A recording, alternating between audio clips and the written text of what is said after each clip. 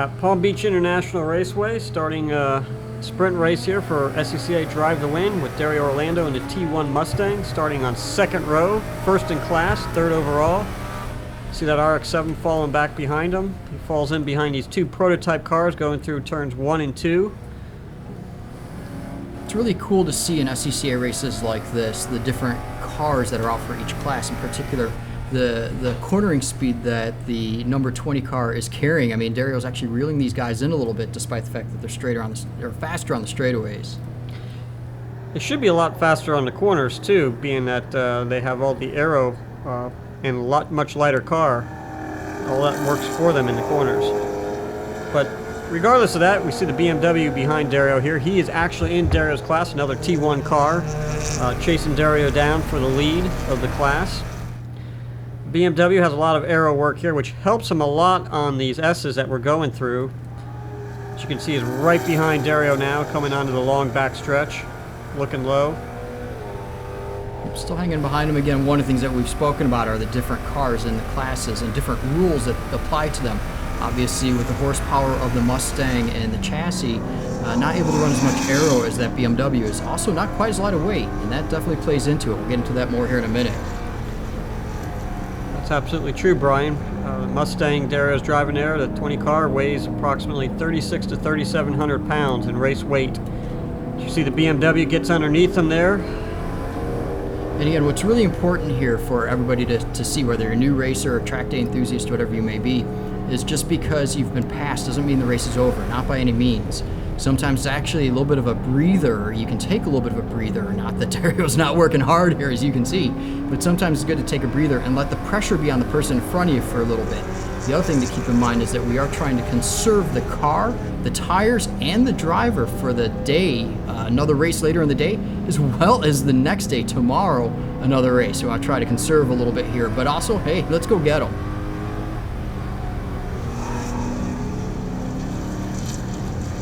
Back section of the track here, you can see the BMW's open up a little bit of a lead. Through the twisties, though, you can see that Dario's got his composure. He's really hitting the apex as well, and starting to close the gap some here. Like Brian said, we're in the middle of the race right now, so where you are doesn't really matter as much as where you are when the checkered flag flies at the end of the race. And that's what's important. Dario right now is conserving the car, keeping the tires underneath him so he can make a late race run, hopefully, against this BMW. And we've talked a lot about heat. Again, there's conservation of the driver's safety as well. And you can see that as the BMW has been pushing. You're going to see some footage here coming up where the BMW is starting to get looser and looser coming out of the corners. And this is our opportunity, although being conservative, we're gaining ground. Yeah, there'll be opportunities when you run into lap traffic, slower cars on the track, like you see right here with this other Camaro. This will give Dario a chance to hopefully get a little bit closer to the BMW, maybe even make some stuff happen. What's nice to see here is that's a car that was racing in class, and despite the BMW and the Mustang pulling out to a lead and ultimately catching up to lap traffic, the respect there, staying on his racing line, allowing two cars that driver knows are competing against one another to cleanly get by.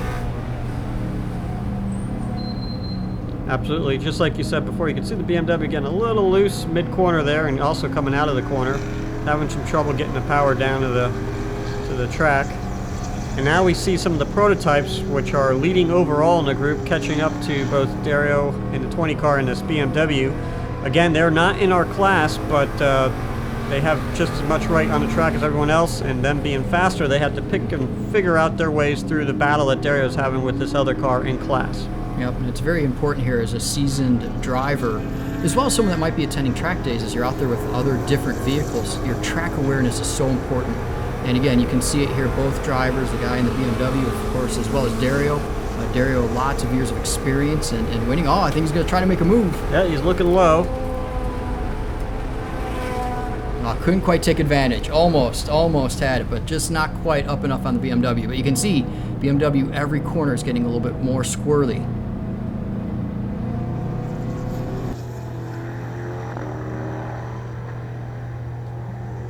All right, traffic got in the way just a little bit here and kind of created a little bit of an artificial gap. That's all right. Dario's on the move again. We're going to close this up. You'll see here in the upcoming lap.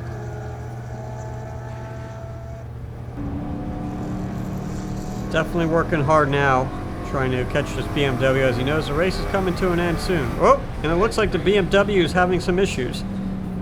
Yeah, definitely something happened here. Don't know if it's a mechanical failure or fuel. One and the same. Oh yeah, he's definitely out. This means that the number 20 Steeda car of Dario Orlando is taking the number one position for T1. That is correct. It should be now just an easy cruise to the checkered flag. Dario seemed to have the rest of the field covered. As you can see here, the checkered flag waving, giving Dario the win for T1 class at the SCCA race on Saturday.